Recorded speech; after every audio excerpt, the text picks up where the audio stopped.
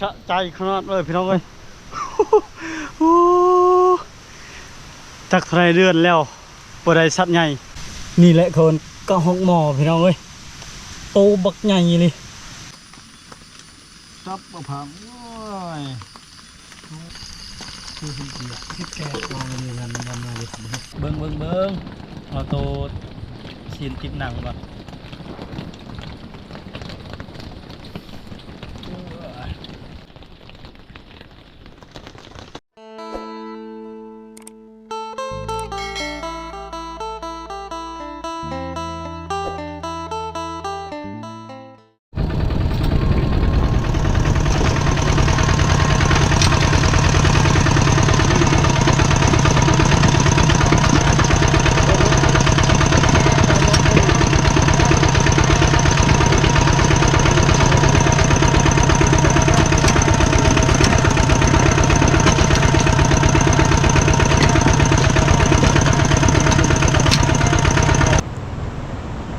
สวัสดีพ่อแม่พี่น้องสวัสดีตอนเช้า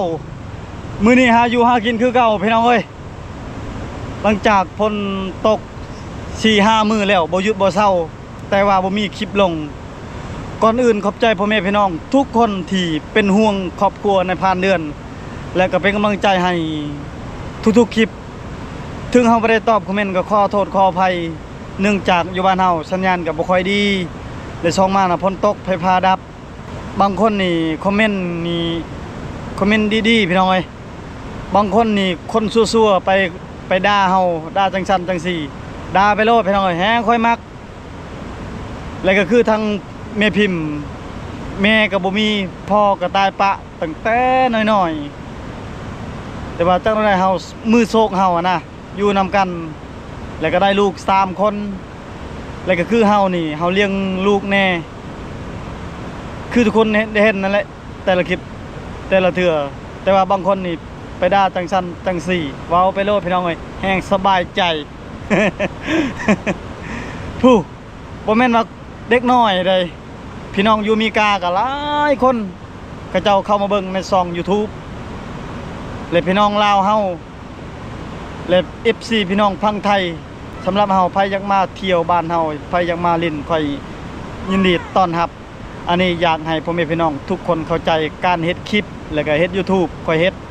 3-4 ปีแล้วพี่น้องบ่แม่นว่าเฮาบ่ได้ก็ได้แต่ว่าได้บ่หลายบ่ได้ผิดพลาดบ่ได้บ่งามก็ขอโทษขออภัยนำผู้เฮ็ดคลิปนี่บ่แม่นว่าง่ายพี่น้องเอ้ยใครอยากเฮ็ดก็เฮ็ดลำบากที่สุดเลยเฮาได้คลิปมาแล้วก็ตัดต่อคลิปแล้วก็อัพลงเพื่อพี่น้องได้เบิ่งแล้วก็ถ่ายให้พี่น้องทุกคนได้รับชมเฮ็ดคลิปบางคนก็ยังไปด่าเติมอีกก็ยังไปเบาอีก โอ้เบาๆลายใจห่างไปน้องเอ้ยทำดีได้ดีทำชั่วได้ชั่วสำหรับเกิดเป็นคนเกิดแต่ศาสตร์เดียวนั่นแหละ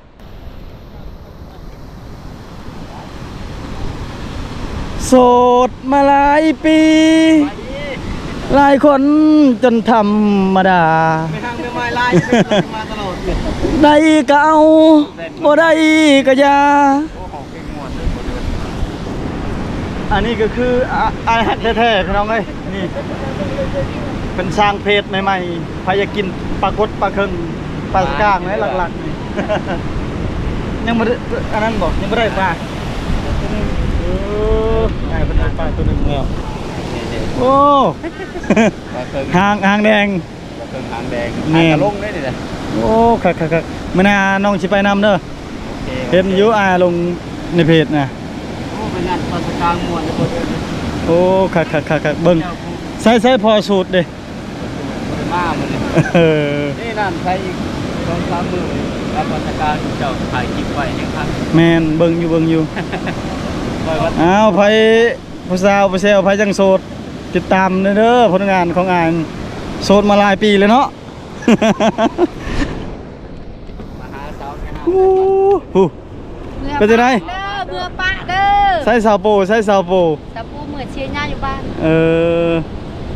ลูกสาวเพิ่นงามได้สาวโปนี่ลูกก็งามนี่สาวโปเลยนี่แม่มาลูกสาวโปนี่แม่โอ้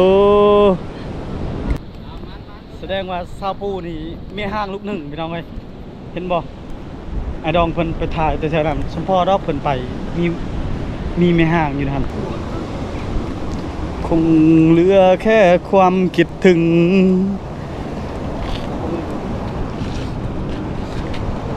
เฮ้ยลมน่ะ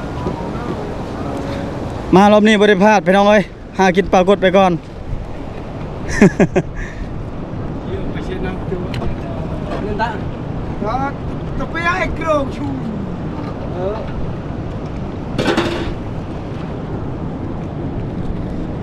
ชาได้ เสร็จเสร็จ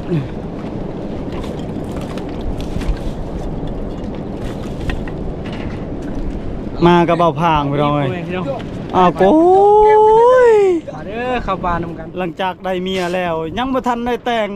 กระจอยลงแล้วเบาพางจักเดือนก็ตั้งแต่เอาเมียเบาพางได้5 เดือน โคตรเต็มตู้ย่อยเลย บ่ฮอดโอ้ยพี่น้องเอ้ย มัน4 เดือน อยู่นี่ก็คือท่าเรือพี่น้องเอ้ยใครอยากมาเที่ยวมาเล่นอยากกินปลาอยากกินปูหากินบ้านเฮาหลังจากเฮาจอดปะรถอยู่เฮือนพี่น้องแล้วก็ขี่เรือปึ๊บพี่น้องลงไปประมาณ1 โมงหรือว่า2 โมงอะนะบ่ได้เฮาสินอนหากินปลาบ่ได้เมื่อยพี่น้อง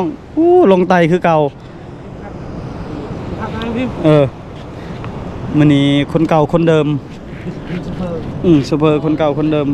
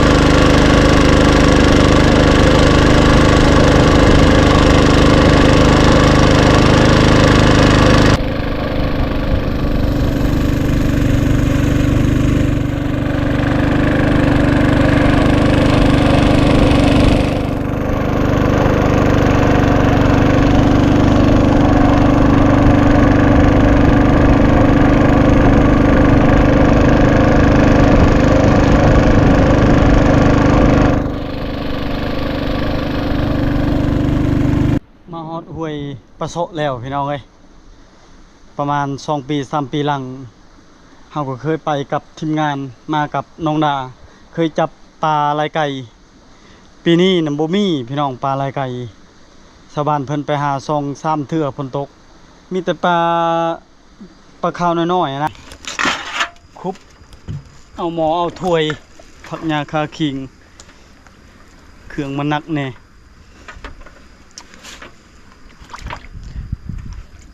ได้เฮือนหลังหนึ่งเด้อยู่ป่า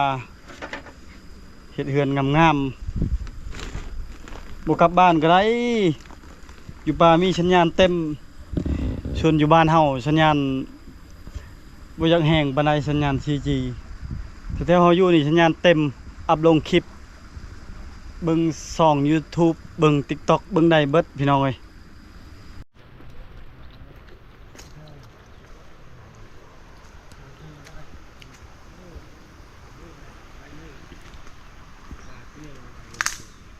ตูบกลางป่าพี่น้องอันนี้ก็คือทีมงานเฮ็ดแฮวเขาเจ้าหากินทั้งบกและก็ทั้งน้ำก็คือใส่เบ็ดใส่มองทั้งบกเขาเจ้าเฮ็ดแฮวกับบ่แม่นบ้านเฮาพี่น้องแต่ว่าเคยพอทีมงานเขาเจ้าอยู่บ้าน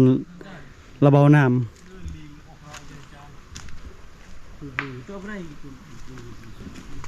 นี่แหละพี่น้องเอ้ย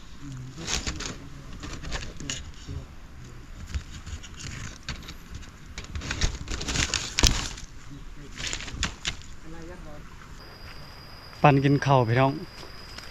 มื้อนี้ไปหากินทั้งบกก่อนให้ทีมงานเฮาหากินทั้งน้ำห ารัดแรงก่อน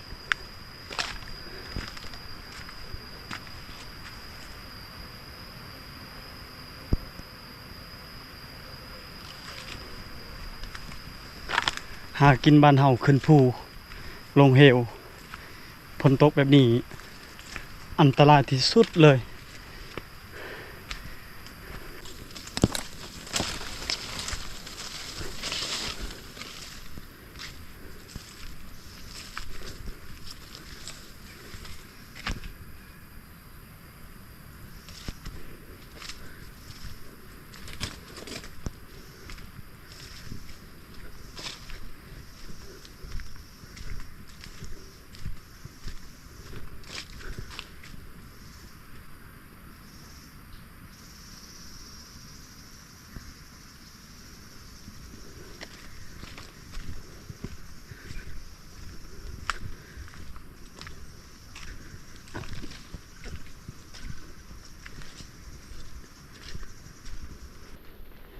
ระหว่างทางเห็นหอยกวางพี่น้องยังไม่มีเลยได้เพราะว่ามื้อเช้าฝนตกกับมื้อคืนนี่พี่น้องเอ้ยนี่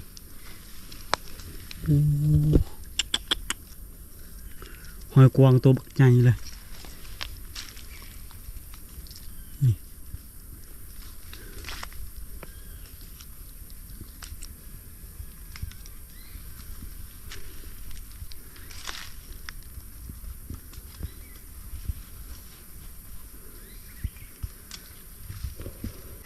เดี๋ยวสิลัดเอา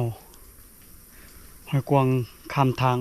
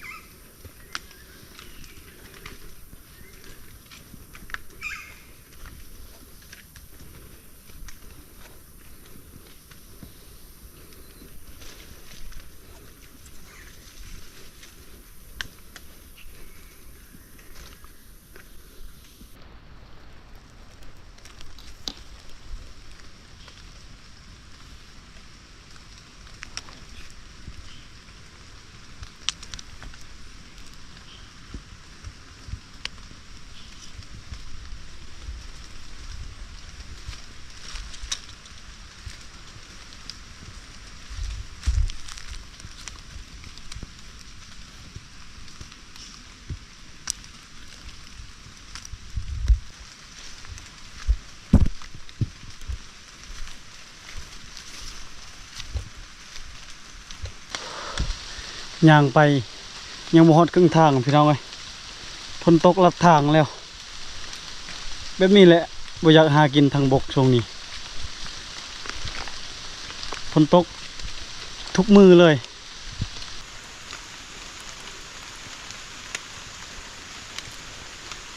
พอต้นมักให้3ต้นช่วงนี้บ่เป็นหมากพี่น้องเอ้ยบ่เห็นฮอดหมากมักให้บ่เป็นหมาก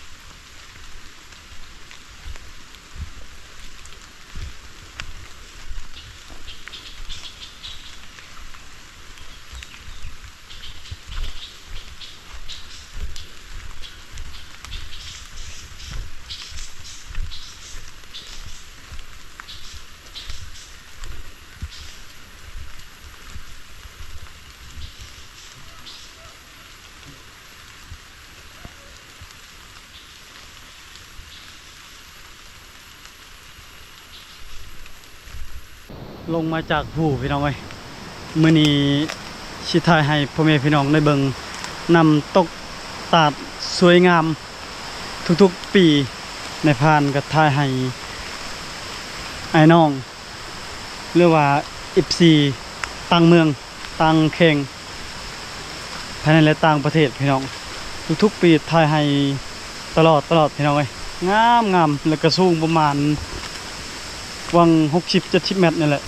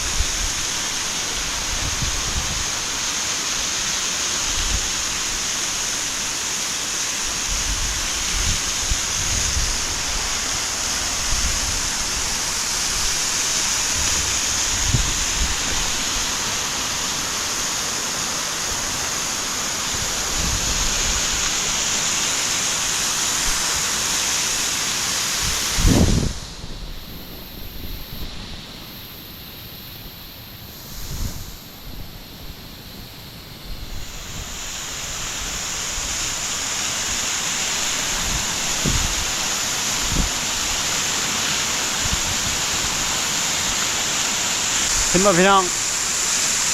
น้ำตกสวยงามธรรมชาติบ้านเฮาโอ้สวยมากเลย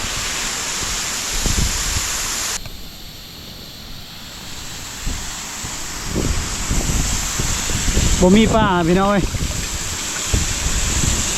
มีแต่ปูปลาบ่สามารถขึ้นได้อยู่พุ่นมันสูงปลาบื้นบ่ได้อะนะนี่คักว้ายบรรยากาศบ้านเฮา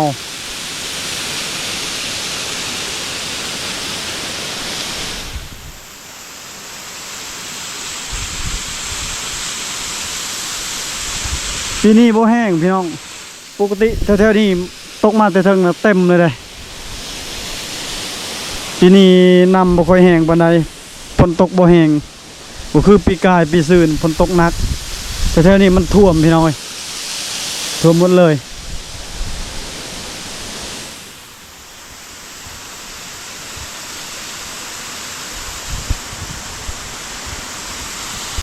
มีแต่เราตามสายห้วยอีกพี่น้องเพราะว่าในพานก็ลงมาแต่ภูเขาลงมาแต่พุ่นค่อยตั้งใจไปหามักไห่ประมาณ 5-6 ต้นพอแต่ต้นมักไห่พี่น้อง มักไห่บ่เป็นมากช่วงนี้พอดีเฮาสิเลาะตามสายห้วยอีกนะย่านพอมักเดือแล้วก็พอมักใหม่ช่วงนี้เฮาต้องอาศัยมักใหม่แต่ว่าจุดเฮาอยู่นี่มากกระบกนะบ่มีมักบกเนื่องจากทั้งถึงแล้วก็ขึ้นสูงไปประมาณอีก 5-6 กิโลยังมีต้นมากกระบกมื้อนี้อยู่กับน้ำตกสูงๆก่อนพี่น้อง บ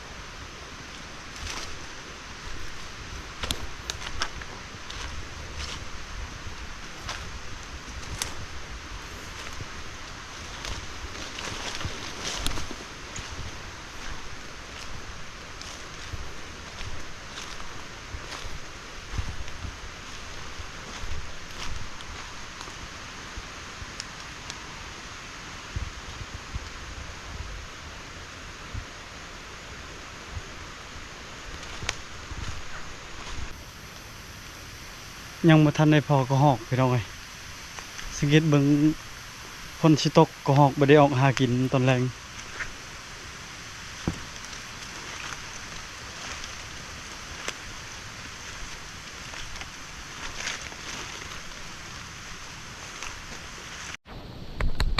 สะใจขนาดเลยพี่น้องเอ้ย จักเท่าไรเดือนแล้วบ่ได้สัตว์ใหญ่มื้อนี้ได้สัตว์ใหญ่แล้วได้สัตว์ชี้ค่าแล้วพี่น้อง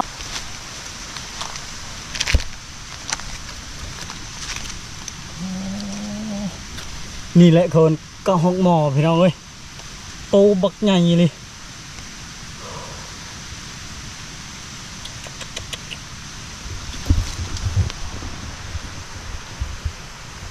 มาแล้ว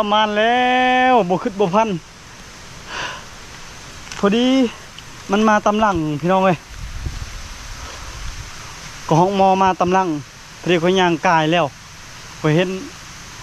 มันมาตำหลังแล้วก็แล่นเลย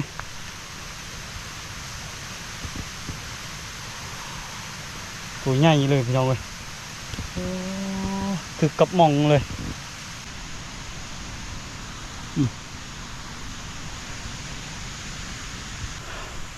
มาแล้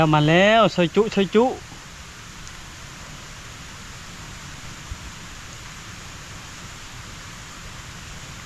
นัดเดียวพี่น้องเอ้ยนัดเดียวจอดเลย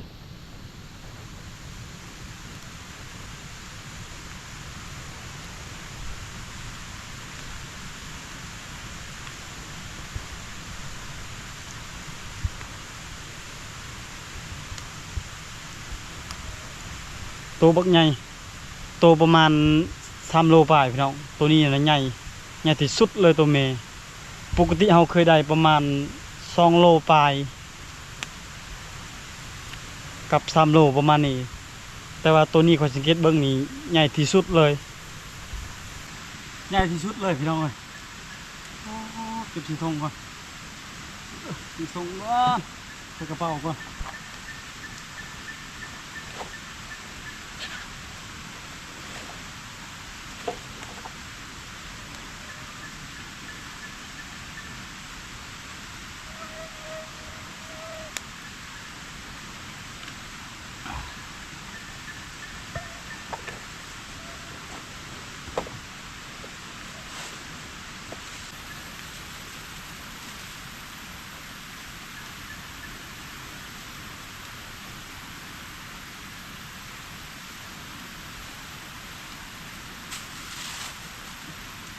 เก็บใส่ถุงยางพี่น้องเอ้ย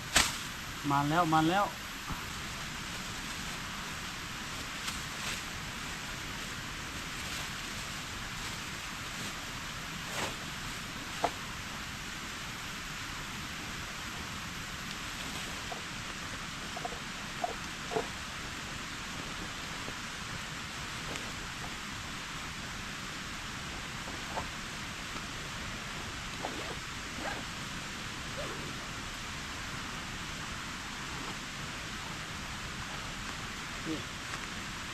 เต็มกระเป๋าเลยพี่น้องเอ้ย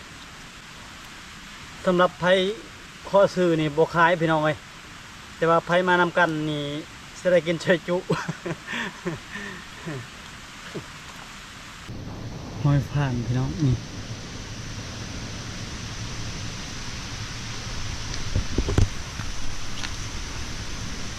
ผ่านข้ามไปเบื้องนี้บัดแล้วมันก็กลับข้ามไปทางนี้คือเก่าพี่น้อง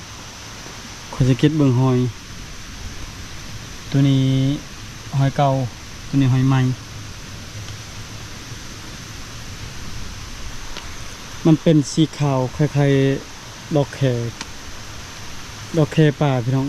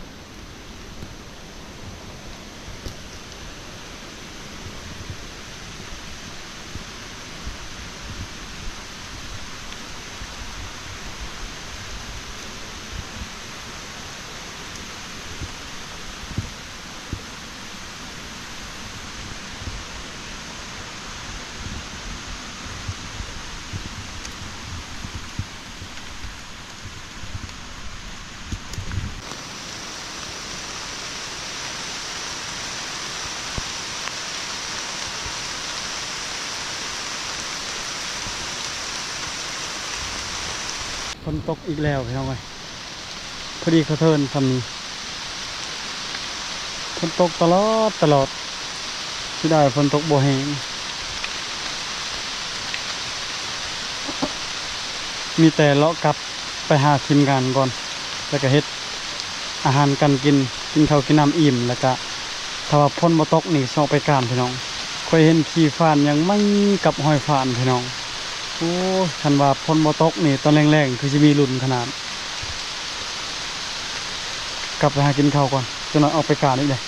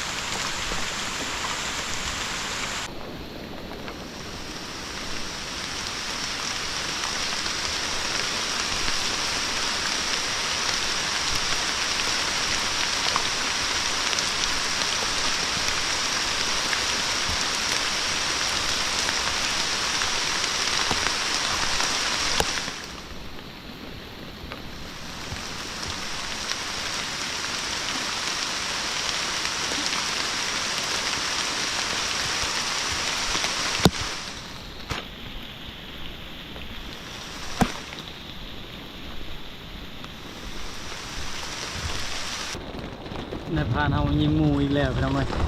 ใหญ่ทำได้หมูได้100 โล ประมาณ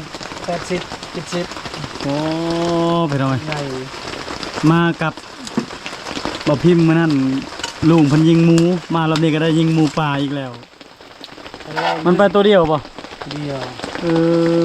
บ่ได้ใช้เบอร์ใหญ่บ่ได้ใช้ลูกโดดใหญ่ กินมามันมือสูด เบอร์ชูนมายักใหญ่ปานไหนพี่น้องเอ้ยสิได้เลยน้ำประมาณจักแม่น น้ำหอยหมู 50 เมตรน้ำห้วยเลย สิได้เลยพี่น้องเอ้ย เอาเดี๋ยวมันไปถึงปลามัน ให้สองนายพรานกำลังสร้างครอบครัวใหม่ เพียนบ่ ให้เพิ่นครัวห้องหมอกับห้องน้อย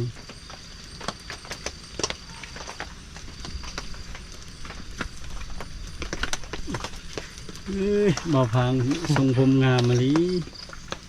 แล้วก็เอาไปคุก เขาทางใช้คุกบ่มีเงินแต่งเหนือ ข้าวใหม่ปลามัน ของกินแซ่บกินกับผู้มัก ไป ต ส่ง อน ผม เอา เลย กันใหม่ๆคักแล้วจักปีก็ไปสาวเจ้าบ่พัง ประมาณ18 โอ้เพิ่นคิดว่ากลัวแล้วเนี่ย โอ้ไฟสิว่าบอกว่าเฒ่า บ่สังเกตเบิ่งเจ้ายังน้อย แต่ว่าเมียเจ้าอายุหลายกว่า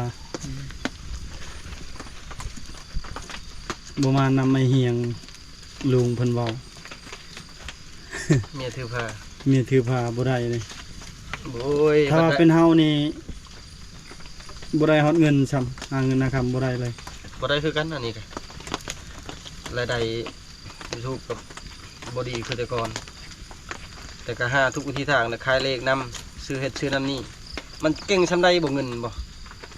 หาตลอดนี่บ่ได้นั่นนี่ก็ได้นั่นนั่นนี่หาไปตลอดแหละถ้าติโชคชะตาวาสนามันเข้ามาบ่ได้ดอกเงินเดือนเมียก็เดือนหนึง2 ล้าน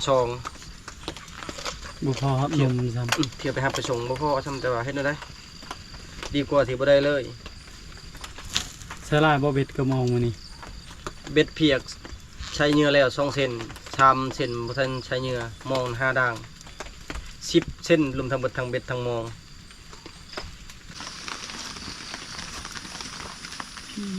เอาว่าอยู่ทุกเวลา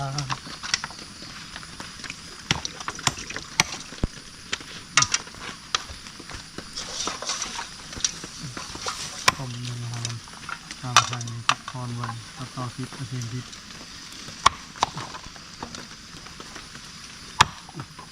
มาดีกว่า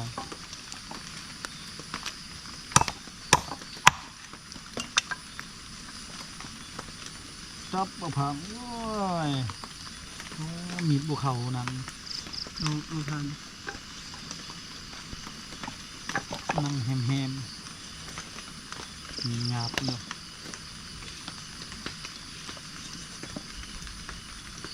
อีจากันเอาไปเทิมเตอรีเทิมอะไรลุกละลุกเชียงขึ้นลุกทายติ๊กต็อกทานเตอรีลุกลุกแล้วแกคุมปวนแล้วแกคุมปวนแล้วแกลุกลุกก็เทิมน้อ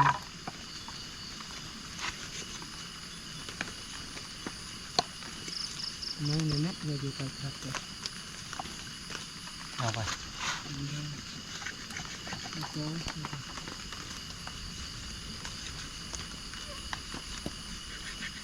คือรั้วนี่เนี่ยยาให้ดูกูปัดขอถือกันเลยกูเบื่อนี่คือทำที่วันนี้ครับที่ป้านเพียงในบทหมอกูมีทางเพียงไม่ตั้งดูรุงเดียววันเยอะเย็นเพียงยับออกมา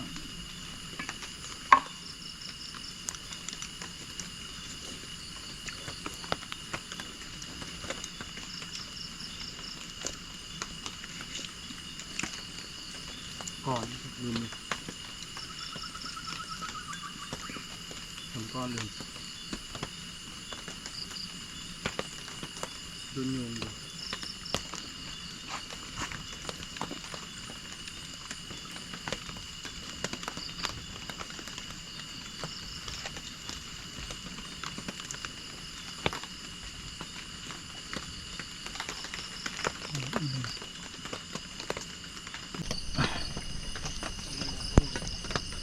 พอดีต้มน้ำเพียบไปหน่อยกำลังพดแล้ว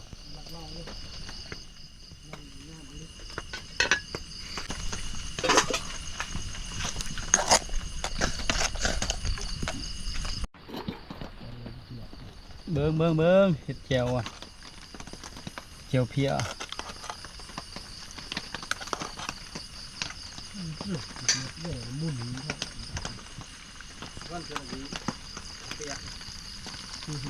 ที่แกกองในงานวันมาเลย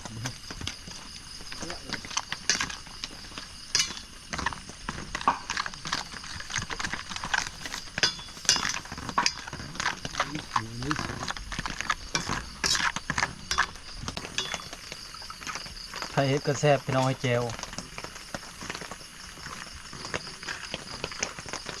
คมเฮ็ดบ่พังได้ชำนีกินชำนีก่อนมันให้ตัวน้อยให้คนเท่าตกตัวน้อยแล้วตัวใหญ่อีกก็คือกระดูกนี่มันจะต้มอบโผ่นพี่น้องต้มแบบคมโอ้ยเจ็บกระเพาะมันทันได้กินข้าวเจ็บกระเพาะ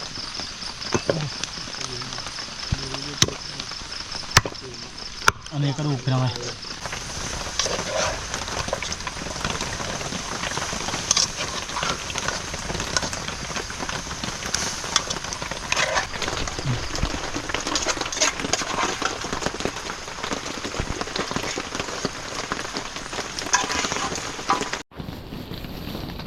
ผักของแกมพี่น้องนี่มะเขือมาจากบ้านตัวนี้เขาซอยจำซอยคุยเอานี่เจียวเพีย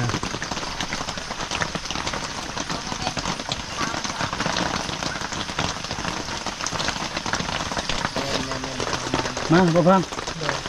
แล้วนี่มาพอมีพี่น้องกินข้าวน้ำกันส่วนกระดูกนะครับกินตำลังเพราะว่าเขาต้มไว้แล้วต้มให้เปื่อยๆตัวนี้กินซอยจุไปก่อนกินข้าวน้ำกันทุกคนเลยเบิ้งเอาโตซีนติดหนังก่อน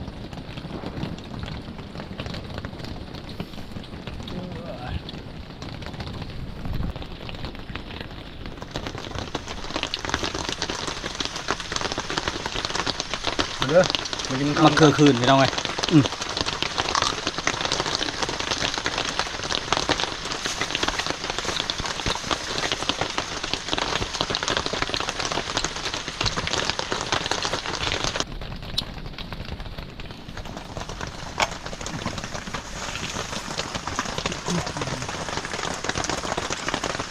กินแต่นี่อันนี้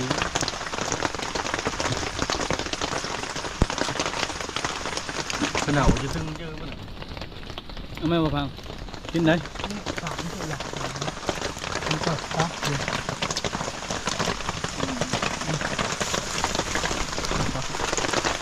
มาเด้อพ่อแม่พี่น้องกินข้าวกัน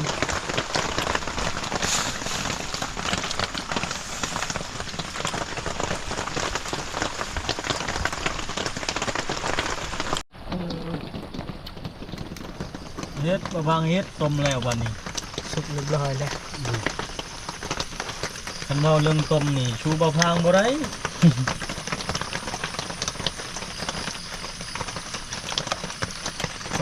เอาน้ำอีกบัดนี้ บัดเชจุแล้วก็มาต่อบันนี้ต้มแล้วบันนี้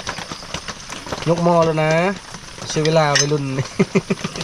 หอนเนาะบ่ฮอนดอกบ่ฮอนพอแล้ว กินข้าวกินน้ำอิ่มพี่น้องไอ้หาเวลาพักผ่อนก่อน ตอนนี้พลยังบ่หยุดบ่เช่าที่แรกว่าสิออกไปการกับทีมงานไปหมด4คนนั่นแหละแต่ว่าเสียดายก็คือพลนี่บ่หยุดบ่เช่าเลยพี่น้องเอ้ยสำหรับวิดีโอนี้ขอจบไว้ชั่นี้ก่อนอื่นขอบใจพ่อแม่พี่น้องทุกคนที่เป็นห่วง และก็เป็นกำลังใจด้วยมาตลอดก็ขอให้สุขภาพเข้มแข็งอยู่ดีมีแรงไปพอกันวิดีโอหน้าบาย